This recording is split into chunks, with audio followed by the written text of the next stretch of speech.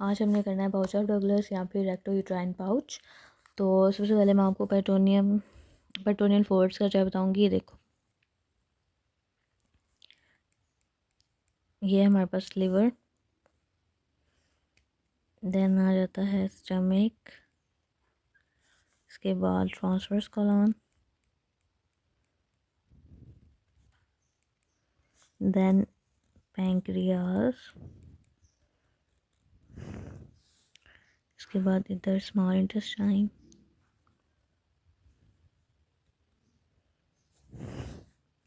यहाँ पर rectum, uterus और यूरिनरी ब्लैडर।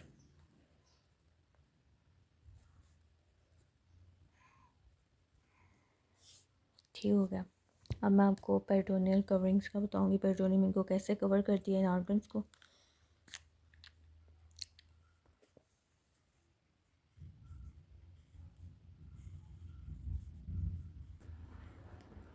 ये हमारे पास है लेसर सैक,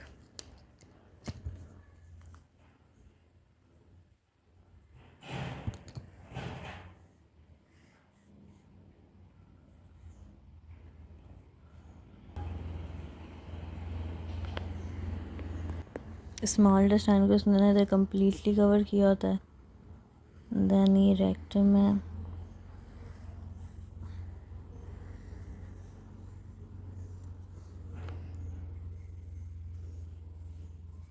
ये वाली हमारे पास होती है ग्रेटर सैक।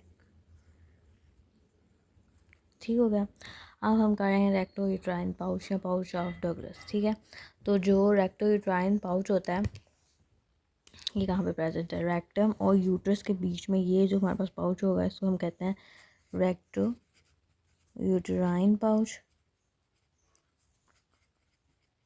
और पाउच ऑफ डगलस। और ये हमारे पास जो है वो फीमेल्स में प्रेजेंट होता है। ठीक है, रेक्टम और यूट्रस के बीच में। अब ना हमने इसी करनी है बाउंड्रीज, तो मैं आपको इधर ही बता देती हूँ।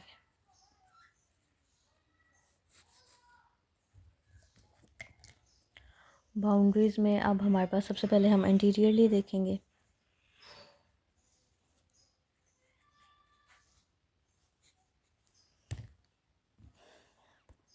तो एंटीरियरली इसके यूट्रस होती है आगे की तरफ, पीछे रेक्टम होता है, तो एंटीरियरली यूट्रस आएगी, पोस्टीरियरली रेक्टम आएगा, क्या आएगा? रेक्टम। और साथ में ना हम इंटीरियर, पोस्टीरियर और इंफीरियरली देखेंगे तो पेरिटोनियल फोल्ड है ना, तो fold of peritoneum, recto vaginal fold of peritoneum. ठीक है, इंफीरियरली पेरिटोनियम का फोल्ड, रेक्टो विजाइनल।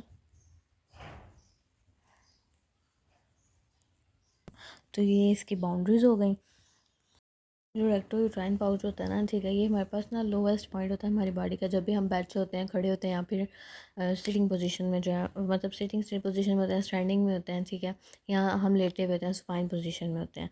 तो कोई भी पस है, मतलब कोई भी फ्लूइड है, ठीक है, ब्लड वगैरह, ये सारा जो है वो इधर आगे जो है वो कलेक्ट होता है इस पाउच के अंदर। तो जब हम, अगर कोई भी पर्सन जो है वो स्टैंडिंग पोजीशन में, ठीक है, अपराइट पोजीशन में या स्टैंडिंग पोजीशन में, तो फ्लूइड सारा जो हमारे पास है वो आके इस पाउच के अंदर जो है वो इकट्ठा होगा। लेकिन अपराइट पोजीशन में ये हमारे पास जो है उन्होंने कहा कि ये डिपेंडेंट पार्ट होता है पेरिटोनियल कैविटी का। मतलब पेरिटोनियल कैविटी के अंदर कोई भी अगर ब्लड वगैरह है, कोई भी फ्लूइड है, तो वो सारा इस पाउच के अंदर जो है वो इकट्ठा हो जाता है अपराइट पोजीशन में।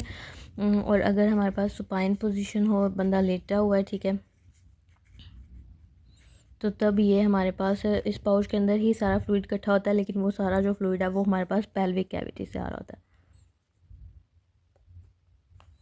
ठीक हो गया। ये भी लिखा हुआ नहीं कि अगर if patient sits in inclined position, females की बात हो रही है, ठीक है, अपर पोजीशन में पेरिटोनियल कैविटी का जो सारा फ्लूइड है वो उनका इस पाउच में इकट्ठा होगा, क्योंकि पाउच प्रेजेंट होता है।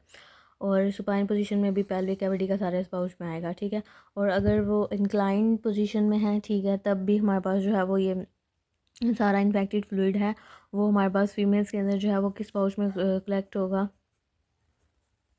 कलेक्ट होता है इन रेक्टो यूटेराइन पाउच। और अगर हम मेल्स की बात करें ना सिटिंग पोजीशन में, तो उनका जो सारा जो भी इन्फेक्टेड फ्लूइड है मेल्स में, मेल्स में जो भी इन्फेक्टेड फ्लूइड है वो सारा जो है वो कलेक्ट होता है इनटू,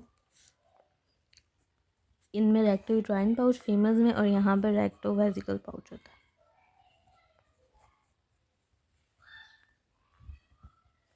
ठीक हो गया, यही था हमारे पास जो है वो पाउच ऑफ डगलस के बारे में, इसकी बाउंड्रीज वगैरह और ये 2-3 पॉइंट्स और 7 आइटम।